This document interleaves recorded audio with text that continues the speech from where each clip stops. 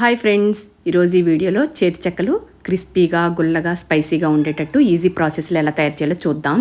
దానికోసం ఒక 1/2 kg బియ్య పిండి తీసుకొని జల్లించుకొని ఒక బౌల్లో వేసేసుకున్నాను. అలాగే ఒక చిన్న మిక్సర్ జార్ తీసుకొని 2 ఇంచుల అల్లాన్ని శుభ్రం చేసుకొని ఈ విధంగా ముక్కలు కట్ చేసుకొని వేసుకోవాలి. ఒక 5 పచ్చిమిర్చిని కూడా తుంచుకొని ఈ విధంగా మిక్సర్ జార్లో వేసుకొని కచ్చా బచ్చాగా మిక్సీ చేసుకొచ్చి ఆ మిశ్రమాన్ని పిండిలో వేసేసుకోవాలి. అలాగే 2 స్పూన్ల వెన్న కూడా వేసుకోవాలి.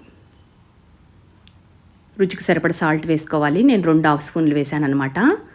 అలాగే ఒక 1/2 స్పూన్ జీలకర్ర వేసుకోవాలి. కట్ చేసుకున్న కరివేపాకు, 4 స్పూన్ల పచ్చెనపప్పు నానబెట్టుకొని అది కూడా వేసేసుకొని ఇదంతా బాగా కలిసేట్టు కలుపుకోవాలి. ఇప్పుడు దీనిలో నార్మల్ వాటర్ పోసుకొని కలుపుకోవాలండి. వేడి నీళ్ళు కాదు, నార్మల్ వాటరే. ఈ విధంగా కలుపుకోవాలి. మరీ గట్టిగా కాకుండా మరీ మెత్తగా కాకుండా ఈ విధంగా ముద్దలాగా కలుపుకోవాలి. కలుపుకొని దీని మీద లిడ్ క్లోజ్ చేసేసి పక్కన పెట్టుకోవాలి ఒక 10 నిమిషాల పాటు. ఇప్పుడు ఒక లిడ్ తీసుకొని దాని మీద బోర్లించి ఈ విధంగా వెన్న వేసుకొని అప్లై చేసేసుకోవాలి.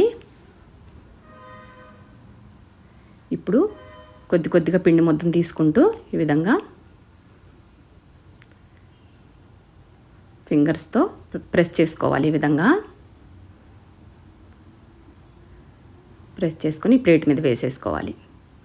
ఈ ప్లేట్కి ఎన్ని సరిపోతే అన్ని వేసుకోవాలన్నమాట.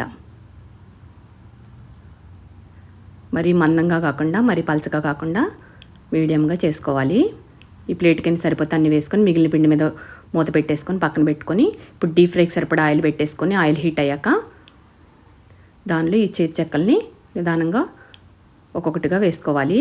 అన్నీ ఒకేసారి వేస్తే నూనె చిందిపోతుందండి, అందుకనే కొద్ది కొద్దిగా వేసుకున్నాను అనమాట. ఈ విధంగా లైట్ గోల్డెన్ బ్రౌన్ కలర్ వస్తే చాలండి. వేగిపోయాక మనకి నూనె నురుగు ఆగిపోద్దండి. వేగేటప్పుడు నురుగు బుడగలుగా వస్తుంటుంది, అది ఆగిపోయాక వేగిపోయినట్టే. ఇవి మనకి లైట్ కలర్ వస్తే సరిపోతాయండి. ఆరిపోయాక ఈ విధంగా డార్క్ కలర్ వచ్చేస్తాయి. ఈ టీ టైం స్నాక్ కింద చాలా బాగుంటాయి. పిల్లలు పెద్దలు అందరూ ఎంతో ఇష్టంగా తింటారు.